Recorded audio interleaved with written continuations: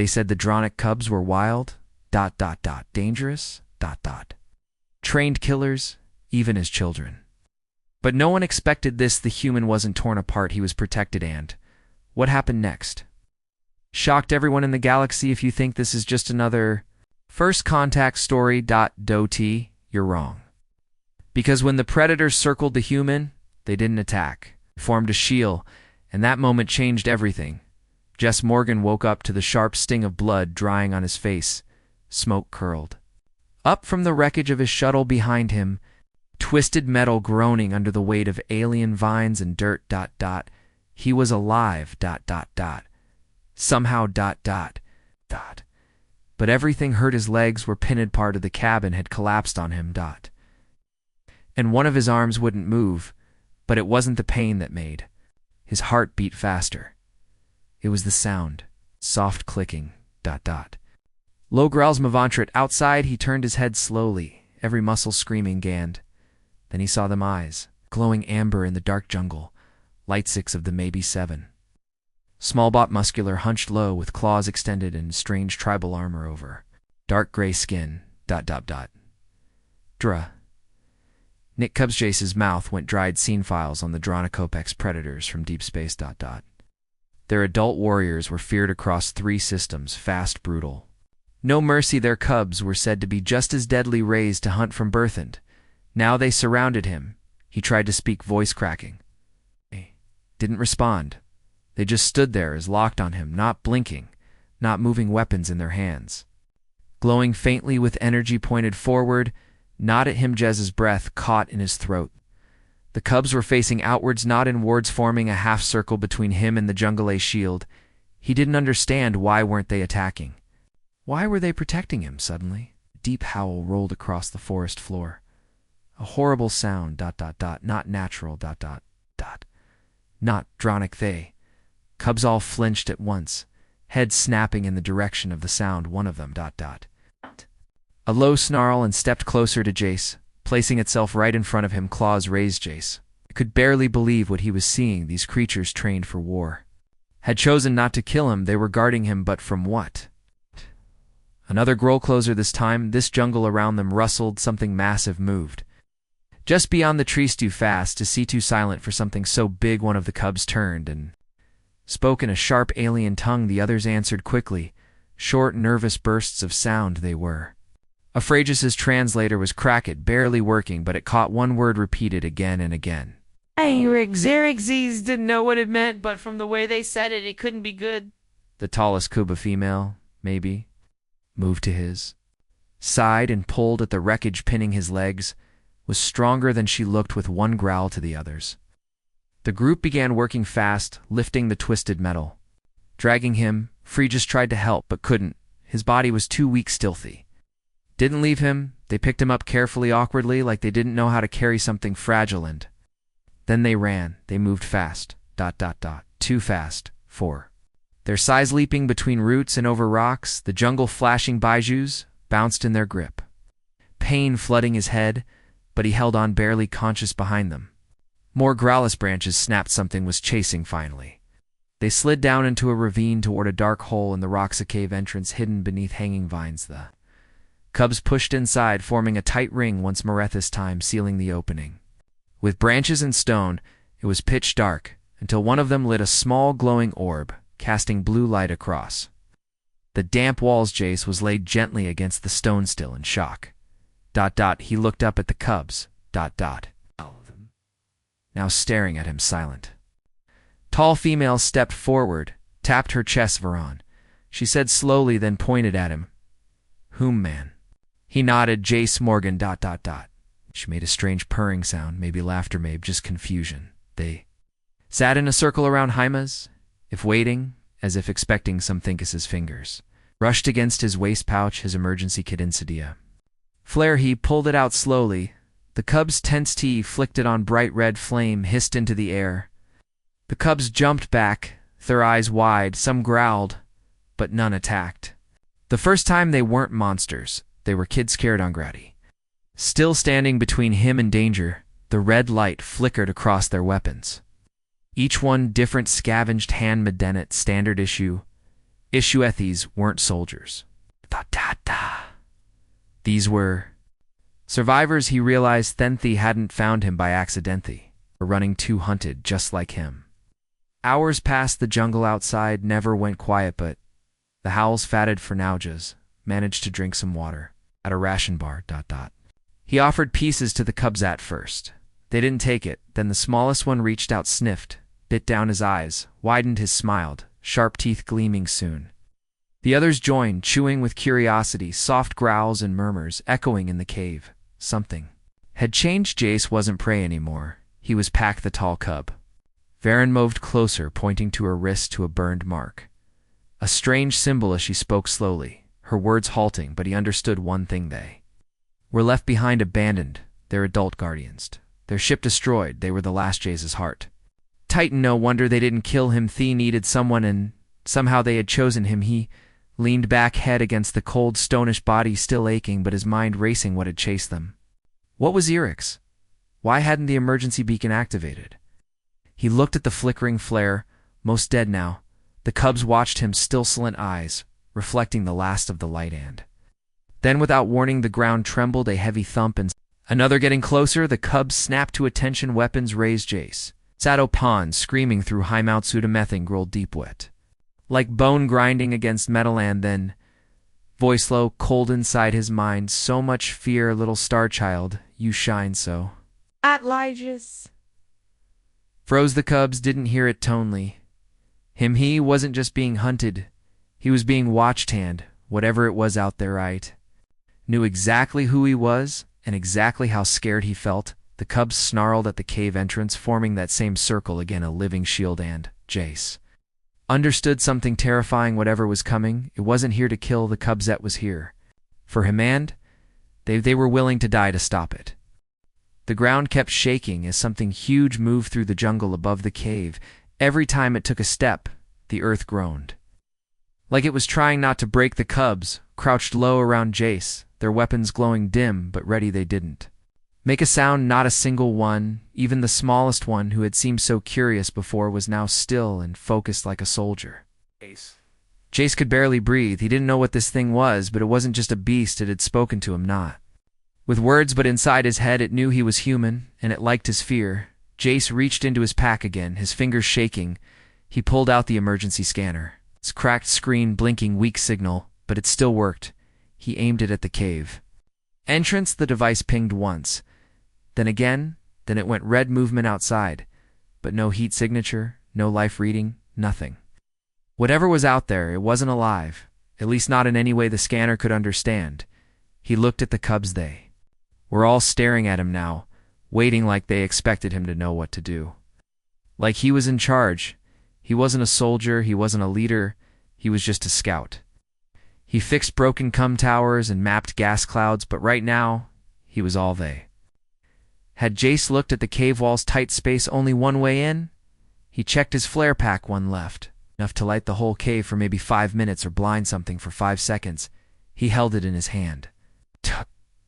The cubs watched closely, their eyes shifting to the entrance again. A sudden gust of wind blew through the cave. Cold and wet, it carried a smell, raw ash and something else. Something wrong, like burnt plastic mixed with blood. Jace felt a pressure in his skull, like something was squeezing behind his eyes. Then the voice returned, quieter. This time, we know your name now, little star child.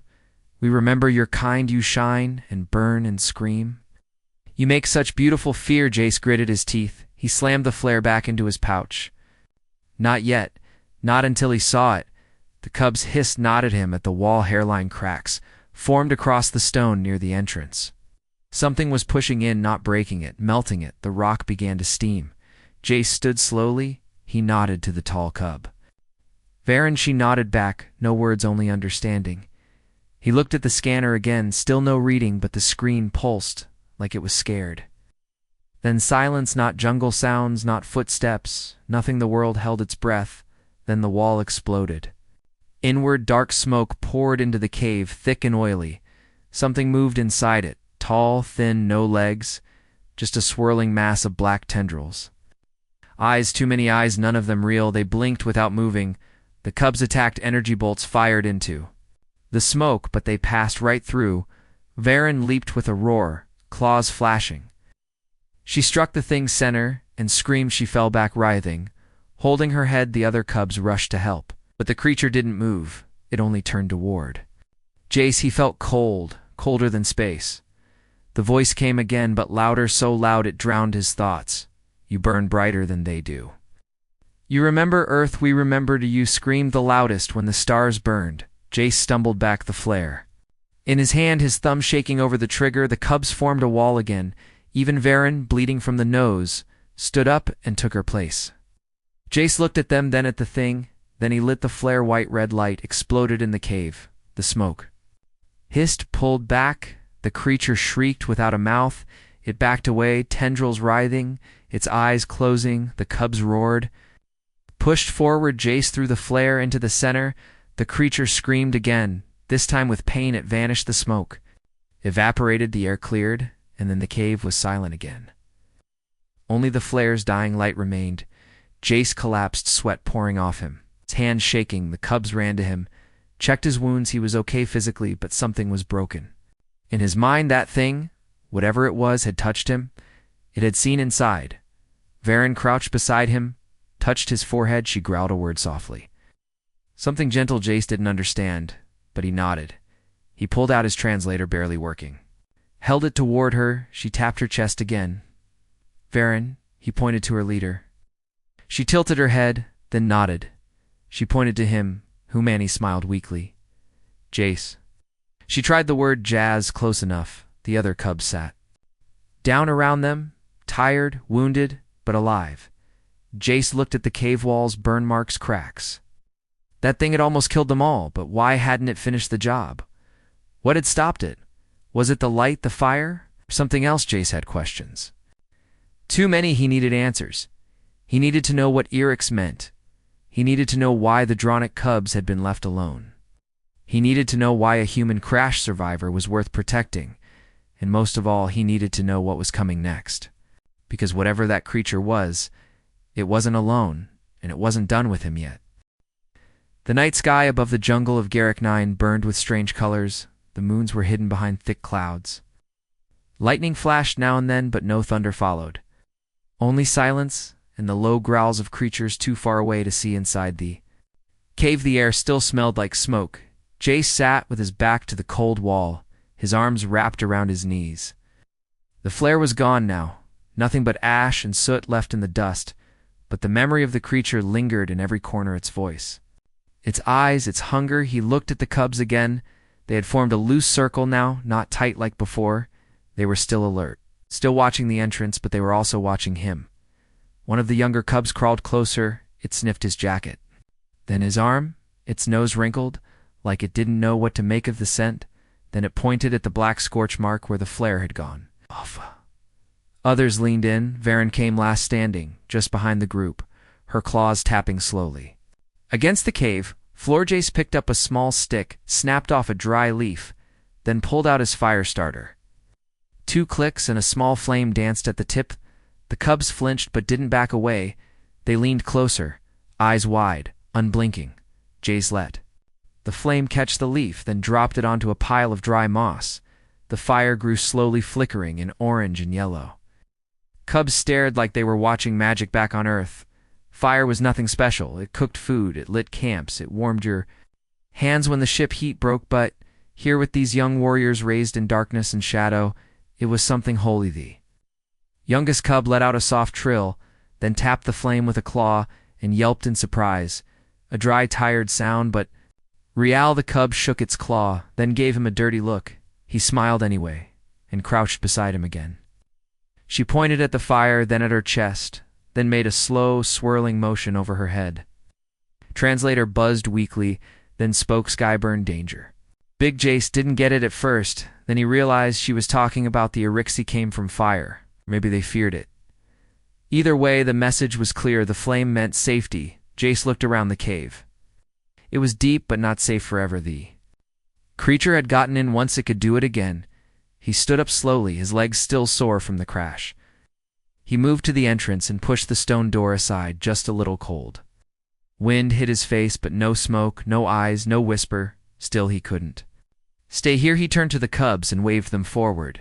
He pointed to the fire, then to the outside, then back to the fire. We take it with us. They looked confused, then curious. Then one of them got up and started gathering moss and barks. Soon they were. Helping, Jace built a small basket from wire and scrap, lined it with rock and insulation from his crash bag. They filled it with glowing embers and covered it just enough to let the heat out. A portable flame, he called it the heart. The cubs liked that. They repeated the word heart, heart, heart. They set out before dawn. The cubs led the way through narrow trails and under twisted roots. Jace limped behind carrying the heart. The cubs walked close, sometimes touching his elbow to steady him sometimes. Just to make sure he was still there. He didn't feel like their leader, but they followed him. That meant something. They walked all morning. The jungle grew thicker, hotter, but the fire kept the worst of it away. The creatures that hissed from the trees stayed back. The eyes that blinked from the shadows did not come closer. They reached a ridge. By mid-afternoon beyond it, Jace saw wreckage. A dronic ship, not big. Probably a scout or a transport, torn open like a can. Metal twisted panels burned. The cubs froze. Their eyes darkened, their bodies still. Varen stepped forward first. She raised her claw, tapped her chest once, then made a slow sign in the air. The others did the Sameus understood. This was where they lost everything. He followed them down the slope, the fire basket still warm in his hands inside the ship. The walls were scorched black. There were no bodies, only blood, old dried. Too much of it. Juice found a data panel half buried under a broken beam. He pulled it free, tried to boot it. Up the screen flickered, then lead a single log. Playdronic voices. Images of an attack, screams, dark shapes moving too fast. Too quiet, then static. The file ended. Jay shut it down. His chest felt heavy. They had never had a chance.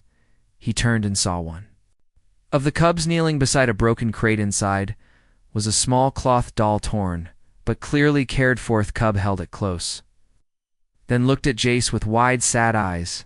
He couldn't speak, he just nodded.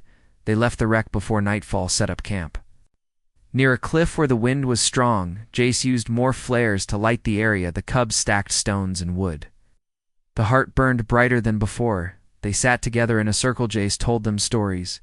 He used simple words, drew pictures in the dirt. He told them about Earth, about rain, about oceans that stretched forever, about music and dancing and food that tasted like joy.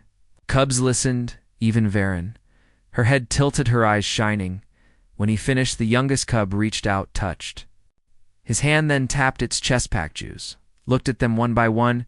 He didn't know how this had happened, didn't know what it meant, but he felt that these cubs, these little warriors, had chosen him not because he was strong, not because he was smart, because he had fire not just in his hands, in his heart and his heart. For the first time since crashing on this moon, just believed they might survive. The wind howled over the cliffs all through the night, carrying strange whispers that made the cubs restless and quiet.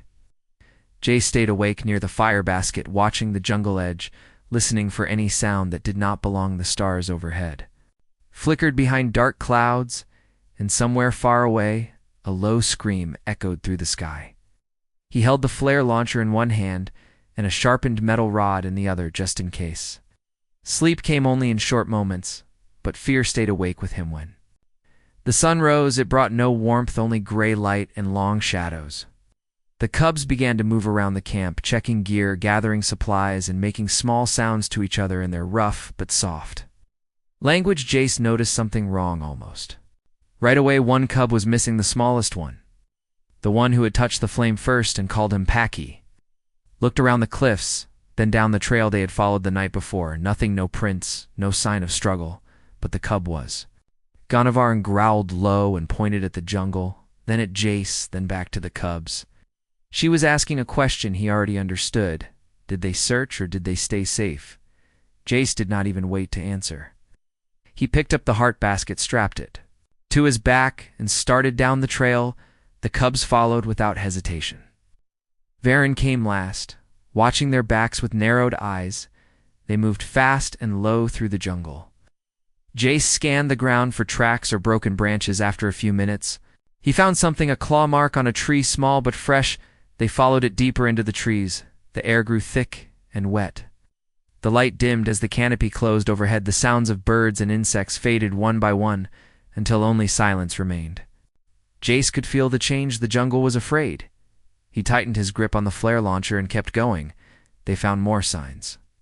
Scratches on rocks, a small trail of blood. Not much, just a few drops here and there, enough to keep hope alive enough.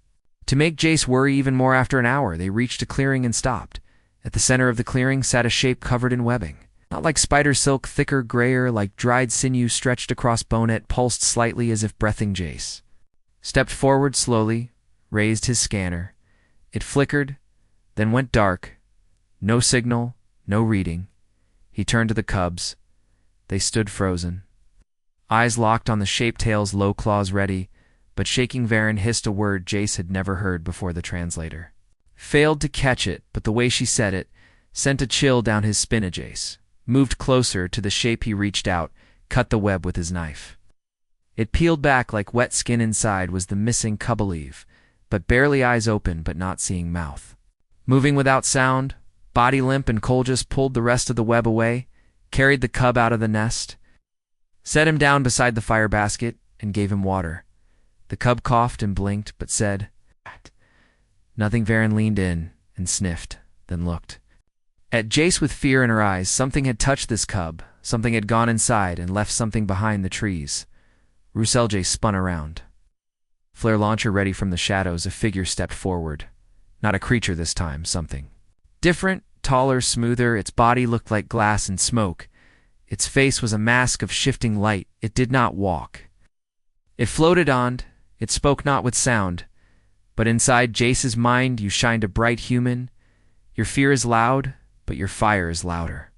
It burns our voices. It breaks our sleep. Jace held the launcher high, backed away toward the cubs. The figure raised one hand, not to attack, to show something. A vision appeared in the air between them. Mirth, burning skies filled with black ships, people screaming, running, then silence. We remember your kind. We fed on your worlds. We grew fat on your fear, but now you carry fire. You teach the young to resist. You are dangerous. Jace fired.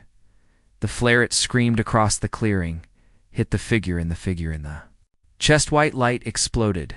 The figure vanished. Smoke twisted and faded into the trees. The cubs roared, pulled Jace and the wounded cub back toward the jungle. They ran. Branches tore at their faces.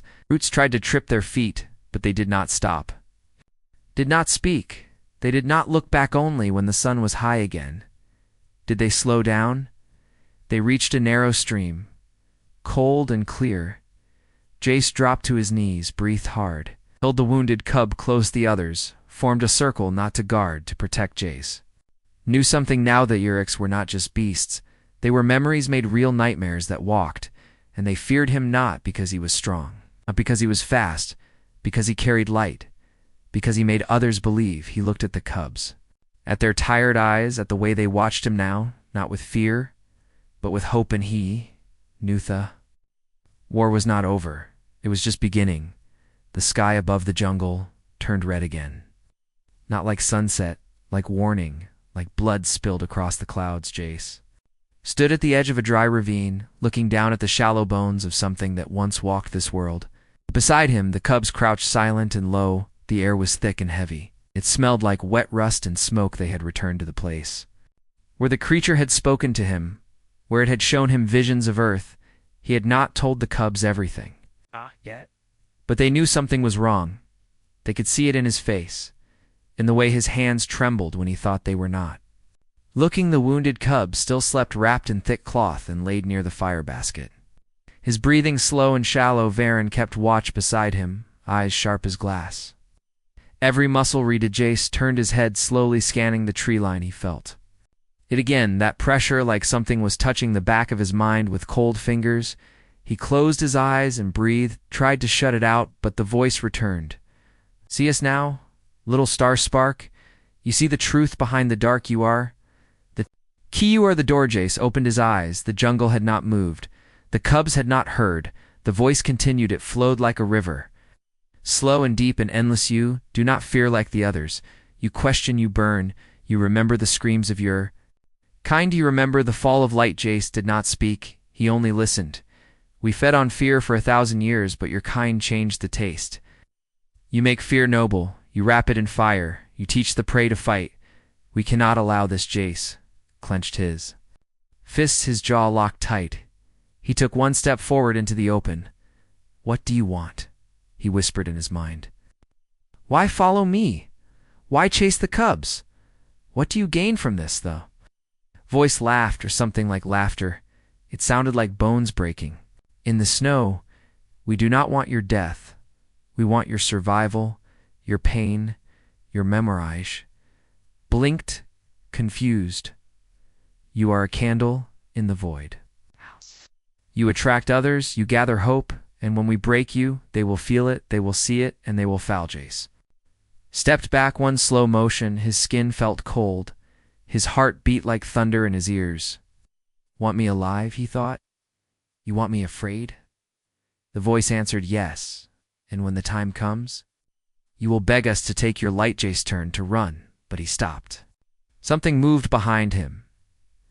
My second figure, no longer a shadow, now real solid, standing tall and thin with long limbs that curled like smokets. Face was covered in a cracked mirror mask behind it. Eyes glowed softly empty and endless. The cubs saw it at the same moment. Varen leaped forward. Her roar split the air. The others followed. No hesitation, no fear. They moved as one, blades drawn. Claws out. The creature raised one hand. Time slow. Ajay saw the air twist, the trees bend, sound vanish. Then he moved through the fire basket forward. The glowing embers burst into sparks. It exploded. The cubs struck together. The creature stumbled, just reached into his jacket, pulled the last flare, lit it without thinking, shoved it forward into the mass of shadows. The light tore through the creature's form. Its mirror face cracked, fell. Its body hissed and burned. The jungle screamed with it, then silence. The thing was gone. Ash covered the grass. The cubs stood breathing hard. Varen had a long cut down her side, but she did not fall. Jace dropped to one knee, his strength gone, his breath sharp and dry. He looked at them. All of them they had charged without thinking, without fear, to protect him. He was not their leader. Not really, but he was something else. He was proof that fire could fight the dark, that the human heart could burn brighter than fear. The wounded cub stirred. Eyes opened slowly. He reached out toward. Jace whispered something in his broken voice. Jace leaned in. The cub said one word, Homand. Jace knew then that Erix did not just want him broken. They wanted him seen. They wanted the galaxy to watch as he fell. So others would give up, but not here, not now, not with these. Cubsy stood again, helped the wounded one sit up, turned to Varen. He nodded once. She nodded back. They would keep moving, keep the fire burning, and when the Erix returned, they would not find fear. They would find a pack ready to fight. The jungle was burning behind them, and the sky was turning black with smoke and light as the sound of crashing trees filled the air like thunder without clouds. Jace ran with the cubs at his side. The wounded one carried on Varen's back, the heart basket glowing bright against her shoulder, casting fire shadows that danced over the ground. They had no plan, no map, no safety left. Only fire, only each other. They reached an old structure half buried under vines and dirt ruins. Maybe ancient, maybe left by something older than the war. Jace did not care. It had walls. It had corners. It could be defended. He kicked the door panel, and it hissed open with a sound like a sigh from a dead world. Inside were broken consoles, shattered glass in the dry dust of time. He pointed at corners and exits. The cubs moved without question, stacked debris into barriers. Set tripwires made from old wiring and bone. He showed them how to use the last of his flares, where to stand if the walls broke, where to fall back. If fire fell at Varen, marked the floor with the symbol. They all knew now the word they had made for him. The word that meant spark. Outside the forest grew quiet, too quiet, like the world itself was waiting. Jace stood in the center of the room and checked his gear. He had nothing left but a broken scanner, one flare rod, 2 pieces of metal sharp enough to stab, and the fire, always the fire. The cubs sat in a circle around him, no words. Fear they were not waiting to be. Save they were ready to. Jace opened his mouth, then closed it. He could not speak. His throat was dry, and his mind was loud. He looked at each of them one by one, saw their scars, their strength, their choice. Stepped forward and touched Vareness. shoulders she growled low and proud, not as a soldier, but as packed then the walls shook. Not a tremble this Tima hit hard, the sound of claws scraping metal. The Eric's head Aravigus raised his weapon and nodded. They would not run, they would burn the first. Creature came through the ceiling like smoke wrapped in bone. Its face was twisted light, its limbs too many to count. The cubs attacked without a command. They moved like fire itself, claws flashing, teeth bared. One cub fell, another leapt in his place. Jace lit the flare and drove it into the creature's chest. Tate screamed and burst into shadows. Two more came through the side wall. Varen charged one straight on, and the clash shook the floor. Jace turned and saw the wounded cub still sitting against the back wall, holding a small ember from the heart basket cupped in both hands. The cub was crying, but not in fear. And Jace reached for the last charge pack and threw it at the wall. Just as the third Erix burst through, the explosion tore half the wall away. Light flooded in. The Erix screamed again. Silence only, no smoke only. Breath and Jace staggered forward, covered in blood and ash. Varen limped beside him, claws dripping dark ichorth. The other cubs stood over broken pieces of shadow. It was not a victory, it was survival. He turned slowly and saw the wounded cub crawl toward the heart basket and place the ember inside. Caught and glowed brighter than before. They not lost the fire, they had made it stronger. Jace fell to his knees and laughed without sound. They had come to kill him, but they had failed because the cubs had not formed a shield. They had become a sword. The dark was bleeding. The fire was still burning, but Jace could not feel its warmth anymore. His skin was cold, and his vision blurred at the edges like fog crawling over his thoughts. He sat against the far wall of the ruined structure, breathing slow and shallow, his hands trembling without rest. The cubs moved around him, their shapes flickering in the flame. Light, but he could barely focus on them. He could feel something inside him, something that did not belong. Not pain, not fear, something else. Varen knelt beside him and placed a clawed hand on his shoulder, her eyes searching his face for answers. He did not have. He tried to speak, but his voice caught in his throat like ash. His head pulsed with a pressure that came and went like a tide made of whispers. He closed his eyes, and the darkness behind them opened wide. The voice returned, soft at first, then louder and sharper, like glass dragged across steel. Our changing little flame, you are becoming more, becoming huge. Tried to fight it, tried to remember who he was, tried to hold on to the sound of the cubs laughing around the fire. The touch of the youngest one holding his hand, the fire basket glowing like a heartbeat, but the voice was stronger now. It showed him Earth again, but twisted cities wrapped in vines of shadow, people walking with empty eyes, children whispering in voices that did not belong to them. It showed him the cubs lying silent, their fire turned cold. Varen broken. The heart basket cracked. Then it spoke the words he feared most. You can end this, join us, lead them, spare them. Jace opened his eyes, and the world was spinning. He saw the fire, the cubs, the broken walls, but it all looked distant. Faded, his fingers curled around the flare rod. The last one, unused, still warm. The voice laughed again. You hold fire, but you do not understand it. You think it makes you strong, it only makes you burn. He stood slowly, staggered. Toward the center of the room, the cubs watched him in silence. Varen rose and stepped forward.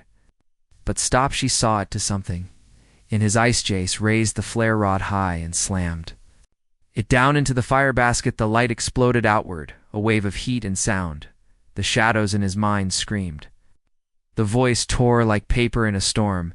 The infection pulled back, snarling, bleeding. The light carved at Aegis fell to his knees again. Gasping, sweating alive, the cubs rushed forward, surrounded him, touched his arms, his chest, his face. He looked at them, and he was himself again. O voice. No shadow, only fire. Varen placed her forehead against his and whispered something only he could hear. He did not need the translator, he understood. He who came back that night, the stars returned, the smoke faded. The air was clean, but Jace did not sleep. He sat beside the fire. The cubs curled around him like a living wall, and above them in the distance a flicker of movement broke the sky. A human ship, slow, silent, descending like a promised rescue was coming, but Jace was not sure if he was ready to be rescued because the fire inside him had changed. and he did not know what he would become when it finally went out. The ship came with no sound through the clouds like a silver ghost drifting down from a heaven. Jace no longer believed in the cubs. Stood silent around him, eyes wide, ears twitching, tails still as stone. They had never seen a human ship before, but they knew it meant something was ending, and something else was beginning. Jace stood at the edge of the broken ruins, watching the landing gear unfold, watching the dust rise in slow swirls, watching the past burn behind his eyes, and the future unfold in the shape of a door. He could hear the voice again, but not the Eric's. No, this voice was real. This voice came from the ship overhead, comes from the speaker's human. Identified signal, confirmed medevac, requested remain in position. Jace looked down at his hands, one wrapped in bandage, one wrapped in ash. He looked at the cubs, their faces so young, so fierce, so loyal. He remembered the first moment he had met them, when they had surrounded him, when their claws had been raised, when they had not attacked Han now. They looked at him the same way, not with fear, not with doubt, but with trust. It ramp descended a long metallic tongue, and from its end came shapes. Human figures, armored and shining weapons raised, scanning eyes sweeping. The ruins like searchlights just stepped forward, raised one hand. The human stopped. One stepped ahead, helmeted voice. Distorted, sir. Are you the survivor from Outpost E7? Do you require medical attention? Are you Jace? He said, and the words tasted old and new at once. And I'm not alone. He turned and gestured to the cubs, who stepped forward slowly, warily, like shadows from a forgotten story. They stood behind him. Proud, unshaken, the soldier lowered his weapon slightly. Sir, are those hostile Estus? Shook his head. There was silence. Wind moved. Then a voice came from the helmet again. Again. Aboard one by one. The cubs flinching at the walls of the ship, the lights, the strange coldness of metal instead of earth. But they stayed close to him, too. Jesse was there. Fire the medics tried to scan him, but the machines flickered, the screens glitched. Something in him, one whispered, something not human, something still burning. Jace met the eyes of the medic and said quietly, "Don't put it out." The ship lifted slowly below. The jungle grew small. The ruins vanished into green, the fire basket left behind. Still glowing like a heart beating beneath the soil in orbit, he saw Earth again, blue and waiting. But it didn't feel like home, not without them. Not without the fire. The cubs stood near the window, watching stars drift by. And one of them whispered in their own tongue a word that meant spark, another word that meant home. Jace smiled. The war wasn't over. The Eric's would come again. But now the fire was not alone. Now it carried others with it. And the darkness returned. It would not find one frightened human. It would find a pack A flame A. It's a memory that could not be broken, because when fire meets the stars, it does not die, becomes light.